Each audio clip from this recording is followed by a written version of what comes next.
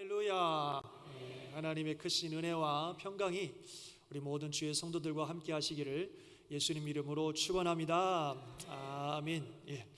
자, 오늘은 로마서 8장 1절에서 14절 말씀 중심으로 영을 따르는 사람들, 이런 제목입니다. 같이 한번 제목 읽어볼까요? 시작. 영을 따르는 사람들, 이런 제목으로 말씀 듣겠습니다. 언제나 그렇지만 오늘 주시는 말씀도 참 중요한 말씀이고 너무 귀한 말씀입니다. 축복의 말씀입니다. 그래서 잘 들으시고 저와 여러분 모두에게 은혜와 축복의 시간이 되실 줄 믿습니다. 우리는 지난주에 이 마음과 육신의 싸움에 대해서 말씀을 들었습니다. 우리 안에 끊임없이 일어나는 이 마음과 육신의 싸움을 어떻게 이길 수 있을 것인가, 8장에서 말씀드린다고 했는데 오늘 그 8장에 아주 잘 말씀하고 있는데요, 오늘 읽으신 이 1절에서 14절까지는 특별히 내주하시는 성령님에 대한 말씀을 하고 있습니다. 한번 같이 해보실까요? 내주하시는 성령님.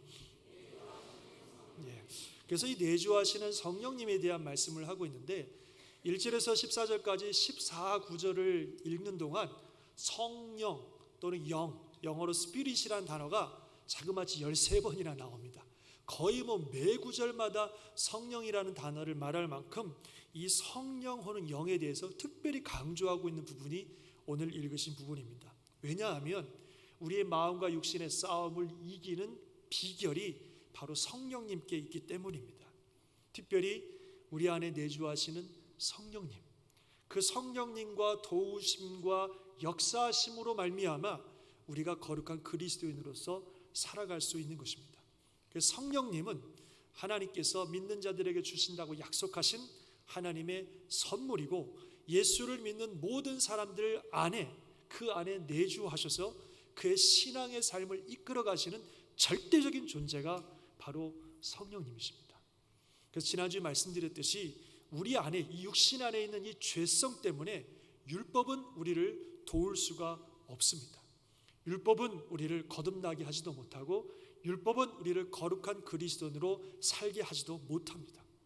오직 우리 안에 내주하시는 성령님으로 인해 우리는 죄와 사망으로부터 자유하게 되고 하나님의 자녀가 되고 거룩한 하나님의 사람으로 살아갈 수 있는 것입니다. 그래서 오늘 본문 1절 2절에 보니까 같이 한번 읽어볼까요? 1절 2절 시작. 그러므로 이제 그리스도 예수 안에 있는 자에게는 결코 정죄함이 없나니 이는 그리스도 예수 안에 있는 생명의 성령의 법이 죄와 사망의 법에서 너를 해방하였습니다. 그러니까 그리스도 예수 안에 있는 자에게는 결코 정죄함이 없는데, 그것은 그리스도 예수 안에 있는 생명의 성령의 법이 죄와 사망의 법에서 우리를 해방시키기 때문에 그렇다는 겁니다. 즉 예수 그리스도 안에 있는 생명을 주시는 성령께서 우리를 죄와 사망으로부터 자유하게 하시기 때문에, 그래서 우리가 정죄함이 없다는 겁니다. 또 3절 4절에도 보면 율법이, 우리 육신이 연약해서 율법의 요구를 다 이룰 수가 없습니다. 그런데 하나님께서는 그 율법의 요구를 이루기 위해서 그의 아들 예수님을 육신의 모양으로 이 땅에 보내셨고, 그 육신의 몸을 입고 오신 예수님에게 죄를 정하사 그분에게 죄를 뒤집어 씌워서 그분이 우리 죄를 대신해서 십자가에 죽으시게 하셨습니다.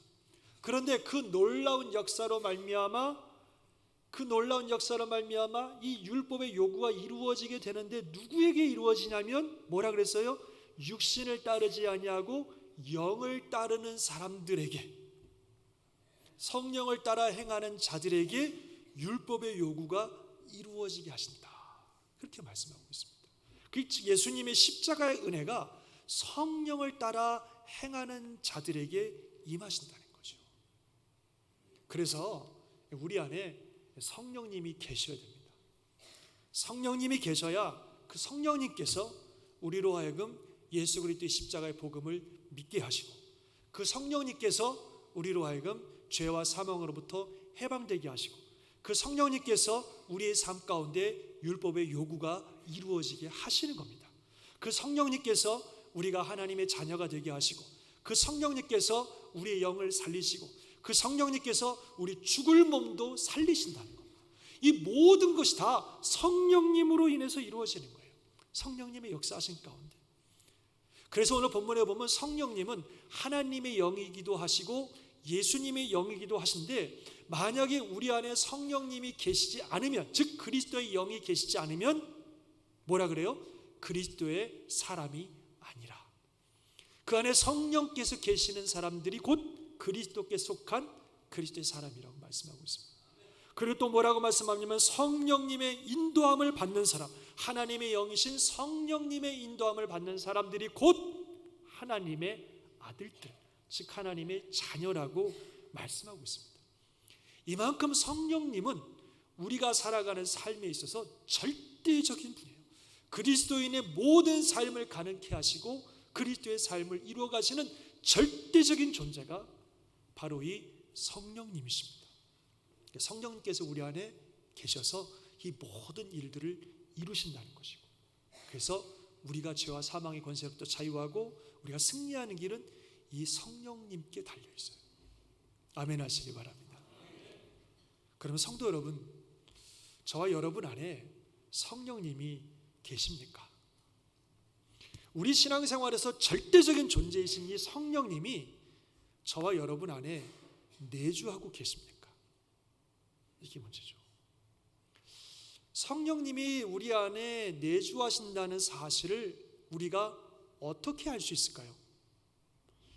오늘 본문에서 보면요, 성령님이 우리 안에 내주하시는지 아닌지, 내 안에 계시는지 아닌지를 알 수 있는 아주 중요한 방법을 말씀하고 있습니다.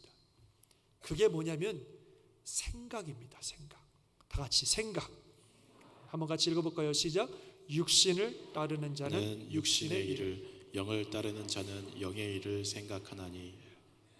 그래서요, 우리 안에 성령님이 내재해 계시느냐 아니냐는 그 생각을 보면 알 수 있습니다. 우리 안에 성령님이 계시고 그 영을 따르는 사람들은 영의 일을 생각하며 살아가는 사람들이고, 그 안에 성령님이 계시지 않고 그저 육신을 따르는 자는 그저 육신의 일만 생각하는 사람들입니다. 결국 우리의 생각이 어디 있는지를 보면 내가 우리 안에 성령이 계신지 안 계신지, 내가 예수 그리스도의 사람인지 아닌지, 내가 하나님의 자녀인지 아닌지를 알 수 있습니다. 사랑하는 성도 여러분, 우리의 생각이 어디에 있습니까? 영의 일에 있습니까? 육신의 일에 있습니까? 사실요, 이 생각의 변화라고 하는 것은 성령님의 역사로 예수 그리스도를 믿어 하나님의 자녀가 된 사람들의 삶에 나타나는 너무너무 중요한 변화가 바로 이 생각의 변화입니다. 한번 말씀을 읽어보겠습니다. 로마서 12장 2절 시작. 너희는 이 세대를 본받지 말고 오직 마음을 새롭게 함으로 변화를 받아 하나님의 선하시고 기뻐하시고 온전하신 뜻이 무엇인지 분별하도록 하라. 뭐가 변화가 된다고요? 마음이 새롭게 되라. 마음이 새롭게 되 변화를 받으라 그랬습니다. 또 에베소서 말씀 보면 너희는 유혹의 욕심을 따라 썩어져가는 구습을 따르는 옛사람을 벗어버리고 어떻게 해요? 오직 너희의 심령이 새롭게 되어 하나님을 따라 의와 진리의 거룩함을 지으심을 받은 새 사람을 입으라. 결국 마음이에요. 심령입니다. 이 마음과 심령이라는 것은 영어로 다 마인드라고 이렇게 표현이 되어 있는데요, 나의 생각, 나의 관심, 나의 삶의 목적, 그런 것들을 말하는 겁니다. 즉 우리가 성령님을 따르고 예수 그리스도를 믿는 삶을 산다는 것은 이 생각부터 시작되는 겁니다. 생각부터 바뀌는 겁니다.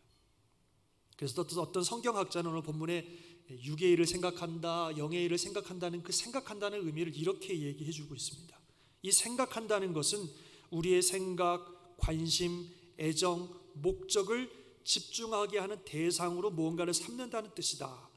무엇이 우리의 마음을 열중하게 하는가, 무엇이 우리를 몰고 가는 야망과 우리를 몰두시키는 관심사가 무엇인가, 어떻게 우리의 시간과 정력을 사용하는가, 우리가 무엇에 집중하고 몰두하고 있는가, 이게 생각한다라는 의미라는 겁니다.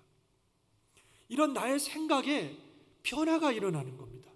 전에는 육신의 일, 세상의 일, 나 자신의 일, 온통 그런 것들을 생각하고 쫓아가던 우리가 성령님이 내 안에 오시면 그 생각에 변화가 일어나기 시작한다는 거예요. 거듭난 그리스도인이 되면 이런 생각과 삶의 관심과 목적이 바뀌어진다는 겁니다. 그것이 우리 안에 성령님이 내재하시는 증거예요. 생각이 영을 따르는 자는 영의 일을 생각하는 겁니다. 어떤 생각의 변화가 있을까요? 많은 것들을 얘기할 수 있겠지만 가장 중요하고 기본적인 두 가지 면에 있어서 생각의 변화가 옵니다. 첫 번째는 뭐냐면 나의 생각의 중심이 예수님으로 바뀌는 거예요. 예수님이 내 인생의 가장 중요한 분이 되시는 것입니다. 그래서 이제는요, 예수님을 위해서라면 뭐든지 할 수 있을 것 같아요. 예수님께 뭐든지 다 드릴 수 있을 것 같아요. 예수님을 위해서라면 뭐든지 다 내려놓을 수 있을 것 같아요. 그렇게 생각이 바뀌어요. 전에는 모든 게 다 내 중심이었습니다. 그럼 어떻게든지 이 세상에서 내가 잘 되고 내 가족이 잘 되고 그냥 내가 잘 되고 성공하는 게 내 온통 관심사고 목적이고 내 삶의 모든 생각이었는데 성령님이 내 안에 오시면 그 생각이 바뀐다는 겁니다. 예수님으로. 예수님이 그래서 가장 중요하게 되고 예수님을 위해서라면 뭐든지 할 수 있고 뭐든지 내려놓을 수 있고 그냥 뭐든지 주님을 위해서라면 다 바칠 수 있을 것 같은 그런 생각의 변화가 온다는 겁니다. 그게 성령님께서 우리 안에서 하시는 일입니다. 사랑하는 성도 여러분, 예수님을 위해서라면, 예수님을 따르기 위해서라면 뭐든지 다 내려놓으실 수 있겠습니까? 주님이 원하신다면 내 삶의 무엇이라도, 심지어는 내 생명이라도 내어놓을 수 있고 주님께 드리실 수 있겠습니까? 그건 좀 곤란하십니까? 예수 믿고 신앙생활하고 교회 다니는 건 좋은데 예수님을 위해서 뭐든지 다 내려놓고 그분을 위해서 뭐든지 다 그분께 드리는 그런 마음의 각오를 가지고 산다는 건 좀 투머치라고 생각하십니까? 그건 좀 너무 과하다고 생각하십니까? 저는 아직 거기까지는 아닌데요. 이런 생각 혹시 가지고 계십니까? 사실 그럴 각오가 돼 있어야 예수님을 따라갈 수 있습니다. 예수님을 믿는다는 건 바로 그거를 말하는 것입니다. 제가 종종 드리는 말씀입니다만 우리가 미국에서 신앙생활을 하고 있기 때문에 주님을 믿기 위해서 꼭 모든 것을 다 내려놓아야 되나 말아야 되나 이런 고민을 하고 있지만 만약에 우리가 북한에 있다면 이건 너무나 분명합니다. 북한에 있는 사람들이 예수님을 믿는다는 것은 곧 모든 것을 다 내려놓는다는 것을 의미합니다. 예수님을 믿기 위해서는 재산 다 뺏길 각오를 해야 되고 예수님을 믿기 위해서는 정치 수용소에 갇혀서 평생 거기 살다가 죽을 각오를 해야 되고 예수 믿다가 발각되면 무슨 일을 당할는지 모르는데 그거를 각오해야 됩니다. 그래야 예수님을 믿을 수 있습니다. 그러나 그럼에도 불구하고 그 모든 것을 각오하고 예수님이 가장 중요하기 때문에 예수님을 믿겠다고 작정하는 것이 북한에 있는 사람들에게 있어서 예수님을 믿는다는 의미입니다. 저 이슬람 지역에 사는 사람들도 마찬가지예요. 그 나라에서 예수님을 믿는다는 것은 내가 예수님을 믿기 때문에 가족으로부터 쫓겨날 수도 있고 예수님을 믿기 때문에 직장에서 쫓겨날 수도 있고 예수님을 믿기 때문에 돌에 맞을 수도 있고 불에 탈 수도 있어요. 이 모든 것들을 그 위험과 고난을 각오하고 있어야 예수를 믿을 수가 있습니다. 그분들에게 예수를 믿는다는 것은 그런 의미입니다. 그러면 그분들이 믿는 예수님과 우리가 믿는 예수님이 다른 분이십니까?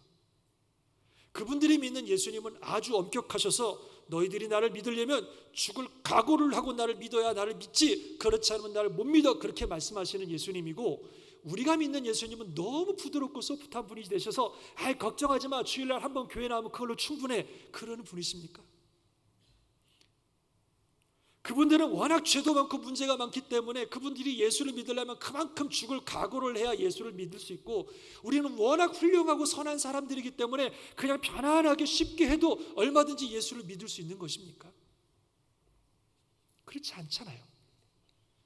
그분들이 믿는 예수님이나 우리가 믿는 예수님이나 같은 예수님을 믿는 것이고 그분들에게 있어 믿음이나 우리에게 있어 믿음이나 같은 믿음입니다. 그렇다면 우리도 주님을 믿는다고 할 때에 그런 각오와 결단을 최소한 마음에 가져야 된다는 거예요. 그게 예수를 믿는다는 의미입니다. 그런 생각의 변화가 일어난다는 거예요. 이 부분을 얘기하면 늘 언급하는 성경 얘기가 있습니다. 목사님 또 그 얘기하시네. 그럴지 모르지만 바로 부자 청년의 얘기입니다. 어느 날 부자 청년이 예수님에게 왔어요. 그러면서 예수님, 어떻게 하면 영생을 얻겠습니까? 이렇게 묻습니다. 예수님이 뭘 나한테 묻냐? 성경에 다 써 있는데 살인하지 말라, 간음하지 마라, 도둑질하지 말라, 내 부모를 공경하라, 다 나와 있잖아. 하면 되지. 그랬더니 청년이 뭐라 그러냐면, 그런 것은 어려서부터 제가 다 지켰습니다. 제게 부족한 게 또 있습니까? 아주 이렇게 대답합니다. 예수님 앞에서 자기가 거짓말하는 일이 없고 자기 자신은 그래도 신앙생활을 잘한다고 자부하고 있었던 것 같습니다. 그런데 예수님 보실 때 이 청년이 내려놓지 못하는 게 하나 있었습니다. 주님을 믿고 따름에 있어서 큰 결정적인 장애가 하나 있었습니다. 그게 뭐냐면 돈이라는 거였어요. 그 예수님이 이렇게 말씀하시죠. 같이 읽어볼까요? 시작. 내게 아직도 있는 것을 다 팔아 가난한 자들에게 나눠주라. 그리하면 하늘에서 내게 보화가 있으리라. 그리고 와서 나를 따르라. 이 청년에게 너 나 믿으려면, 너 나를 따르려면 너의 가진 재산을 다 포기해야 된다. 그렇게 말씀하셨어요. 그럼 하늘에서 보화를 줄 것이니 그렇게 하고 나를 따르라. 그렇게 말씀하셨어요.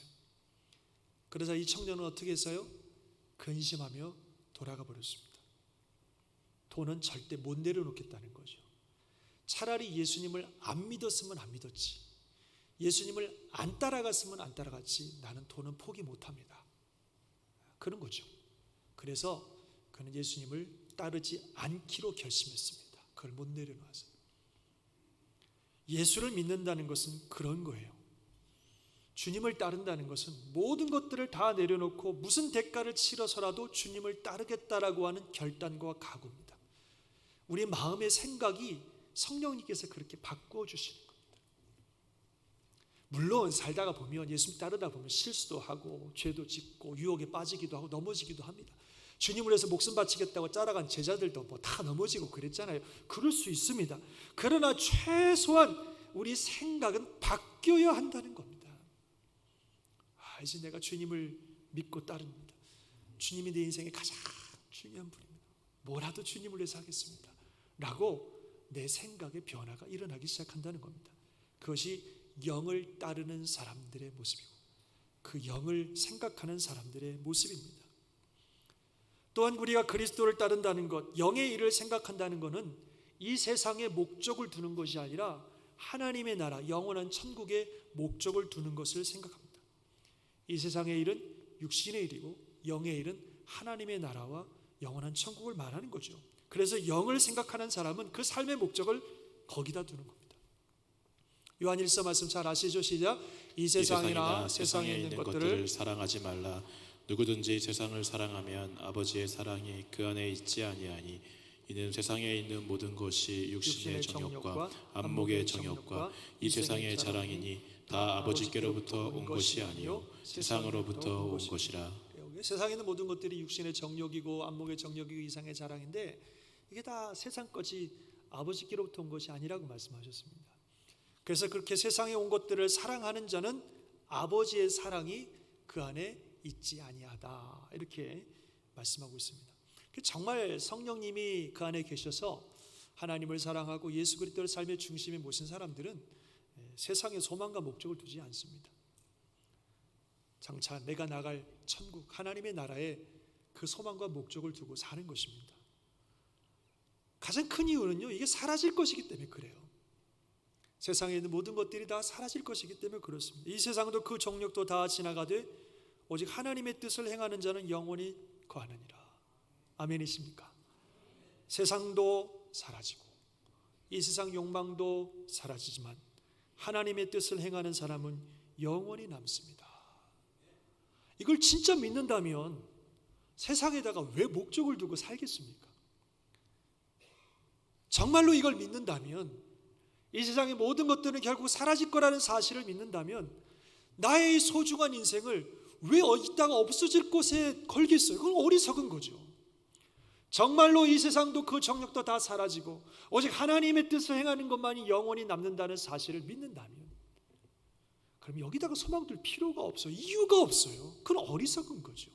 진짜 그걸 믿는다면, 그러면 내 인생의 목적이 영원한 저 하늘나라, 하나님의 나라의 그 목적을 두고 사는 것입니다.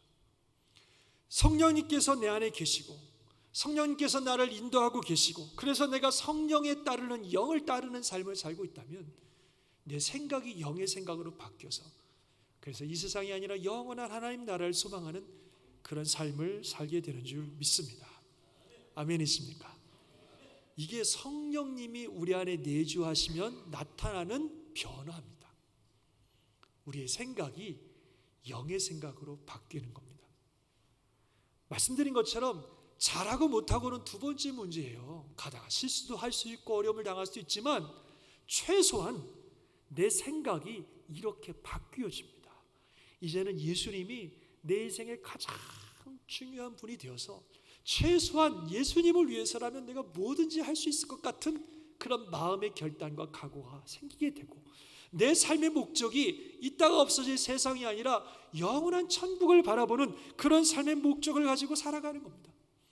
이게요, 뭐 억지로 안 하면 벌 받을 거가 하는 게 아니라 진짜 너무 좋아서 하는 일이에요. 내 마음의 생각들이 바뀌어져서 하는 일이에요. 너무 그것이 감사해서 하는 일이에요. 더군다나 이거는요, 사는 길입니다. 많은 분들이 생각할 때 막 주님을 위해서 삶을 드려라, 뭐 천국을 위해 살아, 그러면 막 당장 죽을 것처럼, 그러면 내 인생은 하나도 남을 것이 없는 것처럼 나는 그럼 어찌 살랍니까? 이렇게 생각하시지만 그게 아니라 이게 진짜 사는 길입니다. 이게 진짜 생명의 길이에요. 말씀하시기를 육신의 생각은 사망이요 영의 생각은 뭐라고요? 생명과 평안이라. 진짜 영적인 것을 생각하고 사는 게 진짜 생명의 길이고 평안의 길이라고 말씀하고 계십니다. 이게 진짜 사는 길이에요. 이게 진짜 정말 우리 인생을 행복하고 평안하고 생명을 누리게 하는 길은 영의 생각을 가지고 살아가는 길입니다. 더군다나 오늘 말씀에 보면요, 예수님을 죽은 자 가운데 살리신 분이 하나님이시기 때문에 그 하나님의 영이 우리 안에 거하시면 우리 죽을 몸도 그 안에 거하시는 영 때문에 살리신다고 말씀하고 있습니다. 우리 같이 한번 읽어볼까요? 시작.